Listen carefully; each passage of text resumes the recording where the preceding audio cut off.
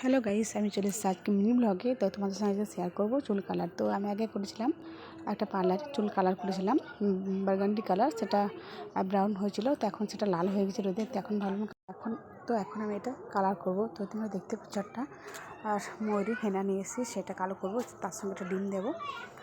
তো দেখতে পাচ্ছ যে একটা বাটির মধ্যে ঢেলে নিলাম। তারপর একটা বা দুটো যেমন যার চুলের যতটা লেন্থ সেই অনুযায়ী সেটাকে নিতে হবে।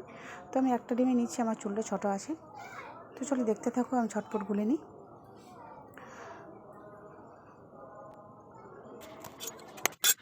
তো এবার আমি হেনার আর ডিম ঝটপট একসঙ্গে মিক্স করে নিলাম। তো দেখতে পাচ্ছ একটা বাটির মধ্যে মিক্স করে নিচ্ছি।